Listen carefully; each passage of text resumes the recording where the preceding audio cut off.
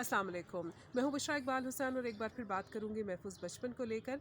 लेकिन आज ख़ास तौर पर बात करेंगे हम आलमी दिन है मादरी ज़ुबानों की तरोीज का, उस हवाले से। और मेरे साथ मौजूद हैं एक ज़बरदस्त ब्रॉडकास्टर, सदाकार भी हैं, उस्ताद भी हैं, थिएटर करते हैं और ख़ास तौर पर मादरी ज़ुबानों के हवाले से काफ़ी ज़्यादा काम करते हैं।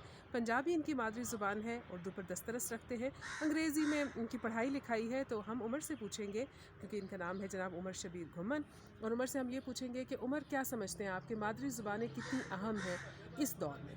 देखें, दुनिया की किसी भी कौम ने तरक्की किसी दूसरी ज़ुबान में नहीं की। आप जर्मनी को उठा के देख लें, जापान को उठा के देख लें, चाइना को उठा के देख लें, हर मुल्क ने अपनी ज़ुबान में तरक्की की है और तरक्की का फार्मूला भी यही है। उसकी बुनियादी वजह यह है कि जो एक्सप्रेशन आप अपनी मादरी ज़ुबान में समझ सकते हैं वो आप किसी दूसरी ज़ुबान में समझ नहीं सकते। फॉर एग्ज़ाम्पल, आप मेरे साथ अभी रोड पर चलिए और आप किसी एक बुज़ुर्ग को या फिर किसी चौकीदार को या फिर बड़ा ही सतही सा काम करने वाले किसी भी शख्स को उठा के क्वांटम फ़िज़िक्स समझाने की कोशिश करें, वो समझ नहीं पाएगा।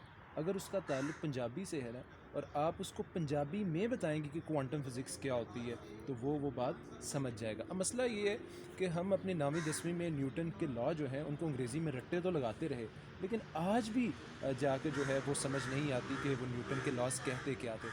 वही न्यूटन्स के लॉ अगर आप किसी बाबा जी को पंजाबी में बताएंगे ना कि न्यूटन का लॉ होता क्या है, तो वो उनको भी समझ आ जाएगी कि न्यूटन या साइंस कहती क्या है। अच्छा तो उमर, हमारे यहाँ तो लोग ये समझते हैं कि जो पंजाबी बोल रहा है, जो मादरी ज़ुबान बोल रहा है, वो शायद पेंडू है। अच्छा, यहाँ पे मेरी ऑब्जर्वेशन, जो मेरी पर्सनल ऑब्जर्वेशन, वो ये है कि हमारा एक कॉलोनियल बैकग्राउंड है और हम ज़हनी तौर पे अभी तक वो जो हमारे जहन से ग़ुलामी वाला एक सोच है ना, वो निकली ही नहीं है।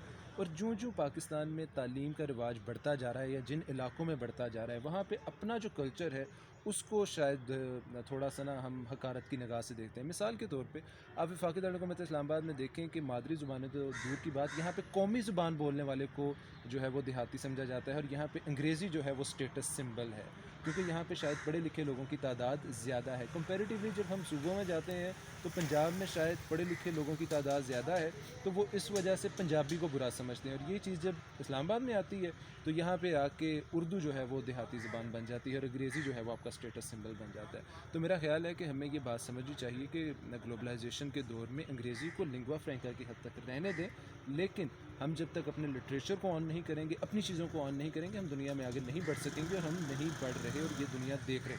बिल्कुल जनाब। और उमर के इस पैगाम को मेरा ख्याल है कि अगर मैं मुख्तसरन वाइंड अप करूँ तो वो ऐसे ही होगा कि अपने बच्चों को ख्वाब देखने दें उनकी मादरी ज़ुबान में, ताकि उनकी ज़मीन के साथ उनका ताल्लुक़ जुड़ा रहे, उनकी जड़ों के साथ उनका ताल्लुक़ कायम रहे। बहुत शुक्रिया।